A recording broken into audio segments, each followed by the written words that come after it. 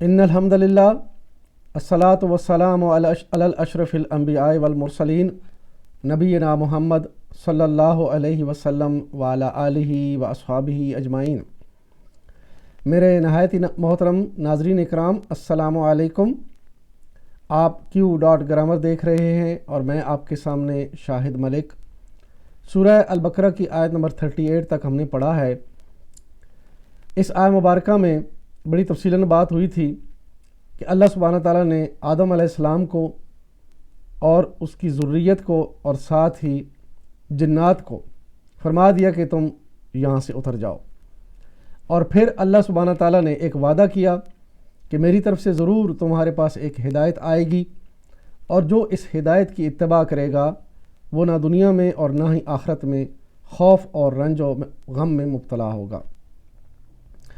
آج اس سے اگلی آیت مبارکہ آیت نمبر 39 ہے، جس میں وہ لوگ ہیں جو اس ہدایت کی اتباع نہیں کریں گے، اس ہدایت کا انکار کریں گے اور اس کو جھٹلائیں گے۔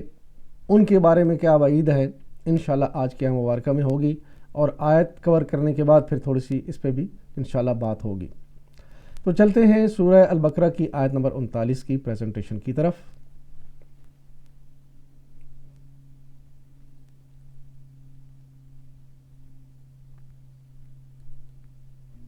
اعوذ باللہ من الشیطان الرجیم، بسم اللہ الرحمن الرحیم۔ والذین کفروا وکذبوا بآیاتنا اولئک اصحاب النار ہم فیہا خالدون۔ اور جو اس کو قبول کرنے سے انکار کریں گے، یعنی وہ ہدایت جو پچھلی آیت میں اللہ سبحانہ تعالیٰ نے فرمایا کہ ضرور تمہارے پاس آئے گی، اور جو اس کو قبول کرنے سے انکار کریں گے اور ہماری آیات کو جھٹلائیں گے، وہ آگ میں جانے والے لوگ ہیں جہاں وہ ہمیشہ ہمیشہ رہیں گے۔ والذین کفروا وکذبوا بآیاتنا اولئک اصحاب النار ہم فیہا خالدون۔ اور جنہوں نے، والذین اسم موصولہ ہے، واو عاطفہ استئنافیہ، یعنی یہاں سے بات شروع ہو رہی ہے۔ الذین، یہ عربی زبان میں اسماء موصولہ کی لسٹ، مذکر اور مؤنث کے لیے واحد، تثنیہ، جمع، مذکر کے لیے اللذی، اللذان، اللذین، اللذین، اور مؤنث کے لیے اللتی، اللتان، اللاتی یا اللائی۔ اور جب یہ دونوں کی مذکر اور مؤنث کی تثنیہ جو ہے، یعنی ڈیول جو دو کے لیے آتا ہے، وہ جب حالت نصب یا جر میں جائے گا تو مذکر کے لیے اللہ زانے کے بجائے اللہ زینے، اور مؤنث کے لیے اللہ تانے کے بجائے اللہ تینے بن جائے گا۔ تو اب دیکھیے اللہ زینہ کس جگہ پہ ہے لسٹ میں، یہ جمع مذکر، اللہ زینہ وہ لوگ۔ کفروا وکذبوا، انکار کیا اور جھٹلایا۔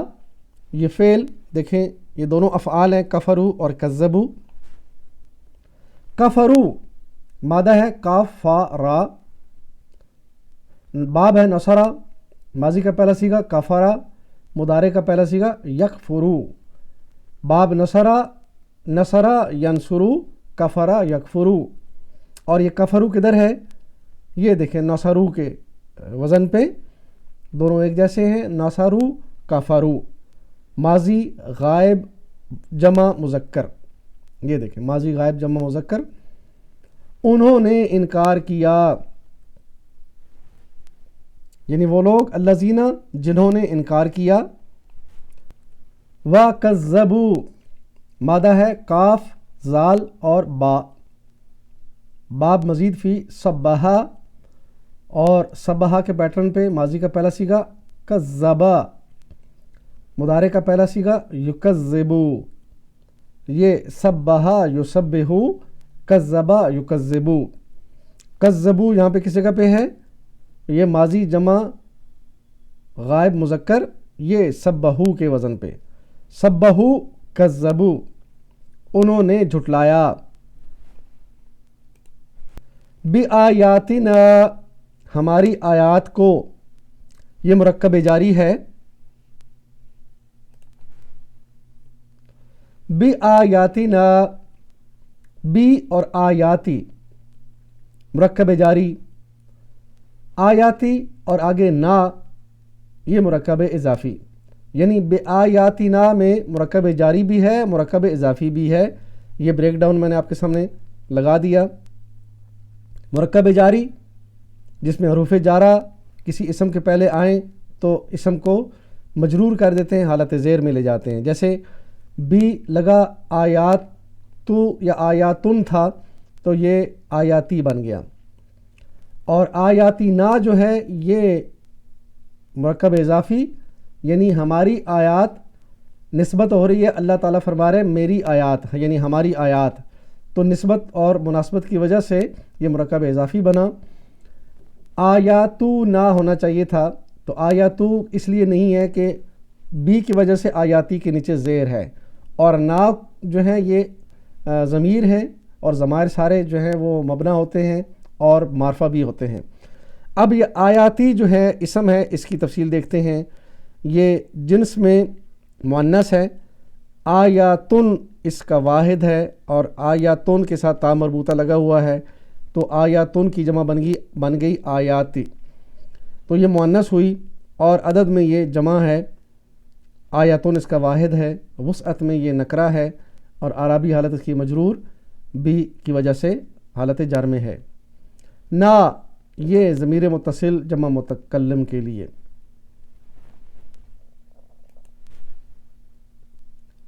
اولئک اصحاب النار، وہی آگ والے ہیں۔ اس میں اولئک اسم اشارہ اور آگے اصحاب النار مرکب اضافی۔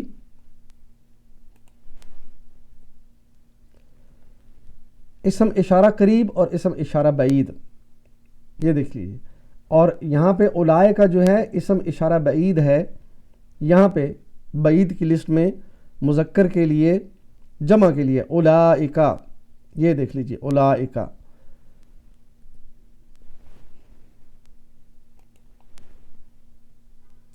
اولئک اصحاب النار یہ خبر ہے الذین، الذین وہ لوگ، ان کے بارے میں جو خبر آ رہی ہے اولئک اصحاب النار، یعنی وہ لوگ ہیں جو آگ میں جانے والے یا آگ والے لوگ ہیں۔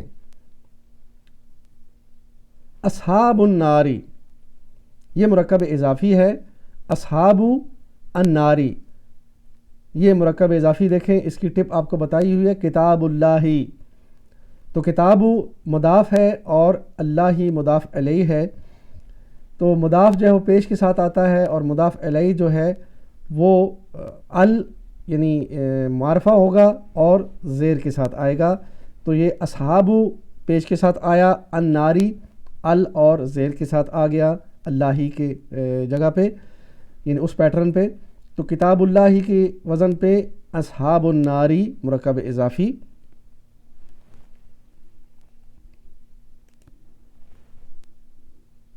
ہم فیہا خالدون وہ اس میں ہمیشہ رہیں گے۔ ہم فیہا خالدون، ہم جو ہے اس میں ضمیر ہے، منفصل علیحدہ سے ہے، جڑی ہوئی نہیں ہے، جمع غائب مذکر کے لیے۔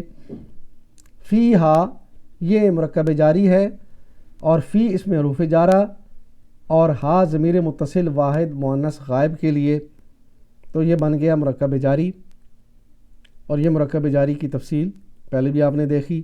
خالدون یہ دیکھیں خالدون جو ہے اسم مرفوع ہے، اور اس میں ہم جو مبتدا ہے اور آگے اس کی خبر آ رہی ہے خالدون، وہ لوگ جو ہیں اس میں ہمیشہ رہیں گے۔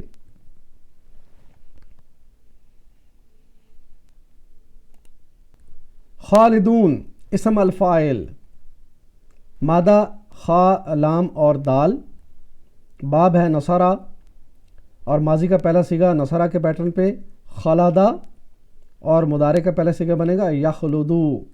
یہ دیکھیں باب نصرہ ینصرو، خالدہ یخلدو، نصرہ کے اوپر تینوں زبریں ہیں، اور ینصرو کے اوپر دو پیشیں ہیں، اسی طرح خالدہ یخلدو بالکل ایک جیسے ہیں۔ اب یہ فاعل واحد نصرہ کے پیٹرن پہ فاعل واحد بنے گا ناصر، فاعل کے وزن پہ، اور خلدہ کے ساتھ اس پہ جب آئے گا باب نصرہ میں تو خلدہ کا واحد فاعل بنے گا خالد، اور فاعل کی جمع فاعلون ہوتا ہے تو خالد کی جگہ پہ بن جائے گا خالدون، فاعل جمع تو خالد خالدون، تو خالدون یہاں پہ اسم الفاعل ہے، ہمیشہ کے لیے داخل ہونے والے یا ہمیشہ اس آگ میں رہنے والے لوگ۔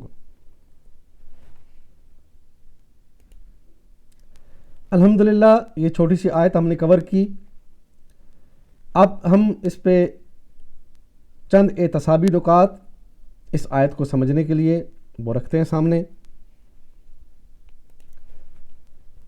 سب سے پہلے یہ دیکھیں کہ کفر کیا ہے۔ کفر بنیادی طور پر کسی چیز کو چھپا دینا، اس کے اوپر پردہ ڈال دینا، اس سے آنکھیں بند کر لینا اور اس کو ماننے سے انکار کر دینا۔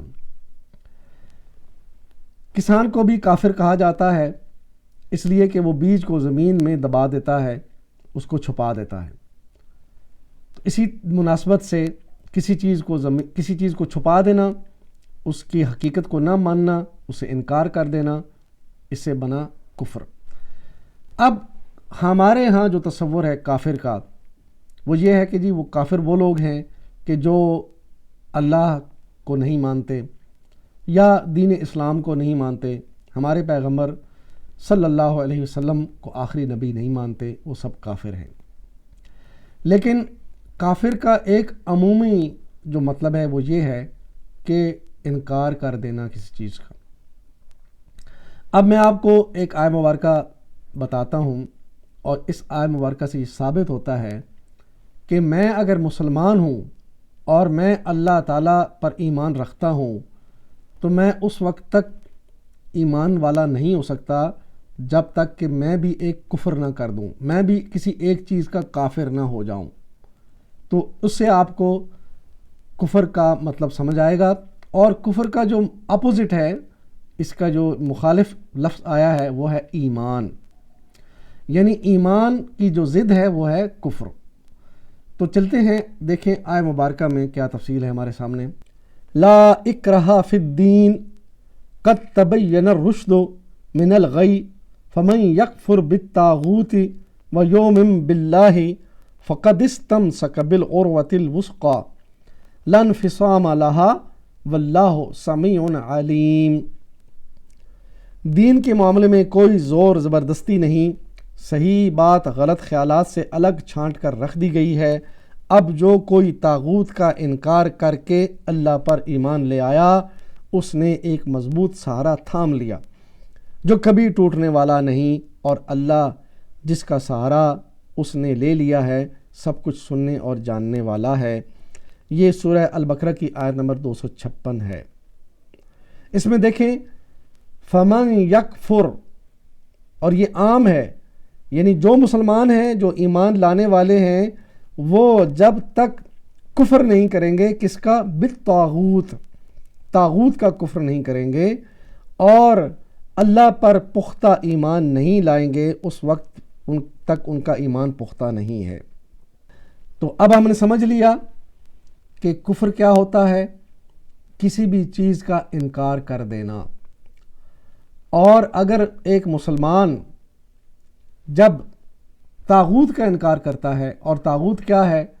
ہر وہ چیز جو اللہ تعالیٰ کی عبادت سے بندے کو روکے اور زبردستی روکے، اسے کہتے ہیں طاغوت۔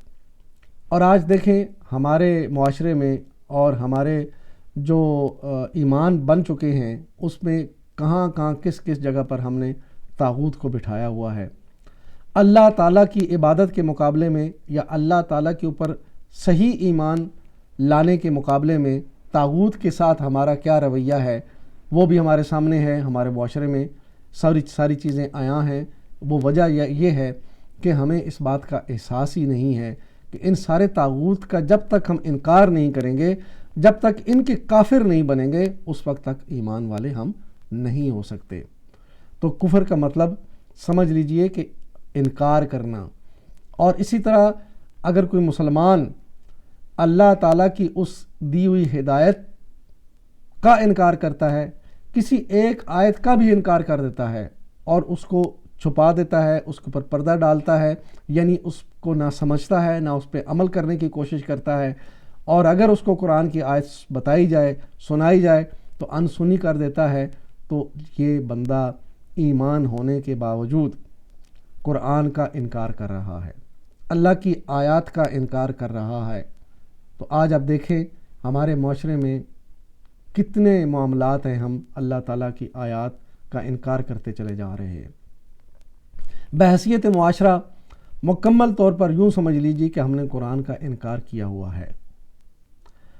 تو اب ہم آگے دیکھتے ہیں اگلی آیت مبارکہ میں کہ کسی آیت کا یا اللہ کی آیاتوں کا انکار کرنا، ان کو پس پش ڈالنا، ان کے مقابلے میں جو مروجہ ایمانیات بنے ہوئے ہیں ان کو فالو کرنا، اپنے اپنے فرقہ بندی میں جا کے اپنے علماء کو فالو کرنا، اور قرآن کی واضح ہدایت اور نبی اکرم صلی اللہ علیہ وسلم کی واضح ہدایت کو چھوڑ کر، یعنی ان کا انکار کر کے اگر ہم زندگی گزار رہے ہیں اور اپنے آپ کو سمجھتے ہیں کہ ہم جنت میں جانے والے ہیں، تو پھر اگلی آیت جو میں آپ کے سامنے رکھنے جا رہا ہوں اس پہ ذرا غور فرمائیے۔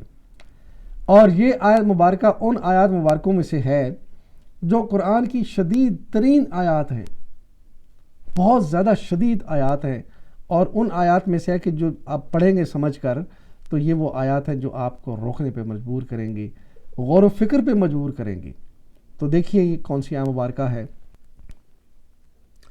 کفر کا وبال، ان الذین کفروا بآیاتنا سوف نصلیہم نارا کلما نضجت جلودہم بدلناہم جلودا غیرہا لیذوقوا العذاب ان اللہ کان عزیزا حکیما۔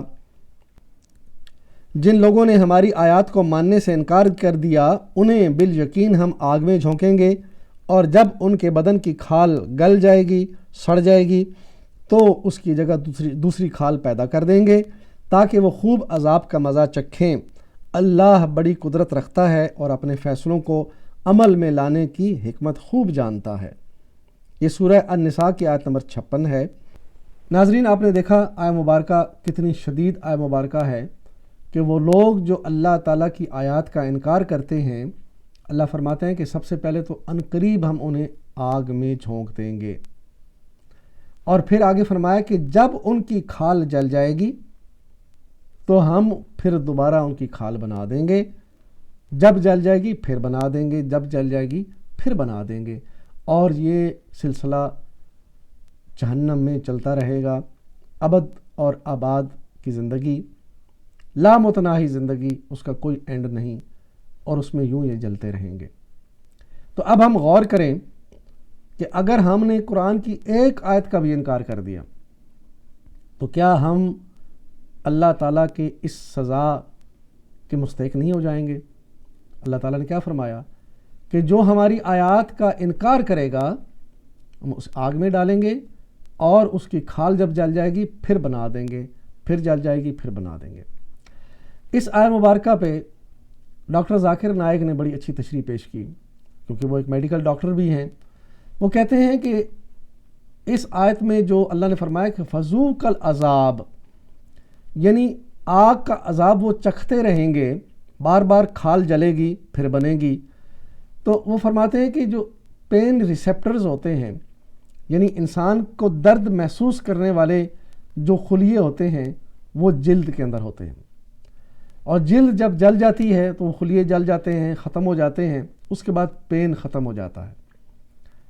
لیکن اللہ تعالیٰ فرما رہے ہیں کہ پھر ان کی کھال بنا دیں گے، ان کی جلد دوبارہ بن جائے گی، پھر جلے گی تاکہ پھر عذاب چکھیں، پھر جلے گی پھر عذاب چکھیں، اور یہ سلسلہ چلتا رہے گا۔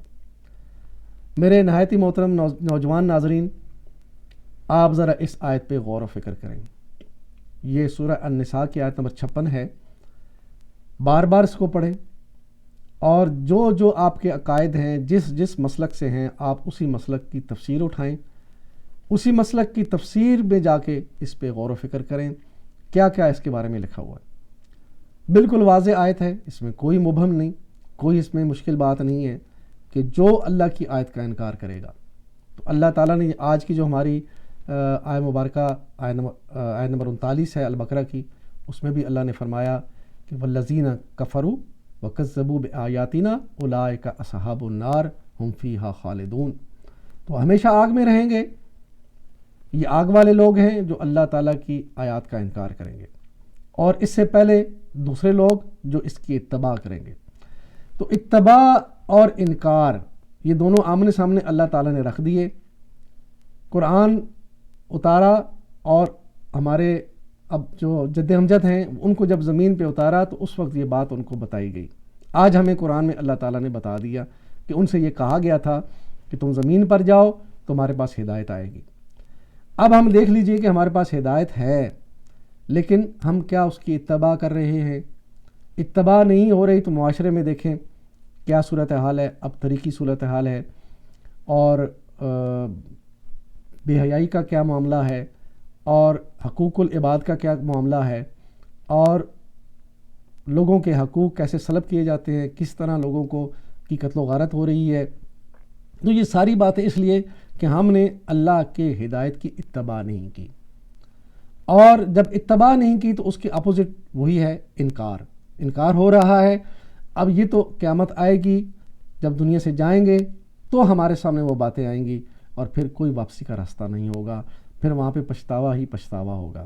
تو اللہ تعالیٰ سے دعا ہے کہ آج یہ زندگی کا جو موقع اللہ نے دیا ہے، اور آپ کے سامنے یہ الحمدللہ یہ چینل اسی کوشش کے لیے بنایا گیا ہے کہ اللہ کی آیات کو سمجھیں اور سمجھ کر لوگوں کو بتائیں، تاکہ لوگ اتباع میں آئیں، اپنی زندگی کو سنواریں، خوف اور رنج سے بچیں، آخرت میں بھی سرخرو ہو جائیں، اور اللہ تعالیٰ کی آیت کا انکار کرنے سے بھی بچ جائیں۔ وآخر دعوانا ان الحمدللہ رب العالمین، الصلاۃ والسلام علی رسولہ الکریم، جزاکم اللہ خیراً۔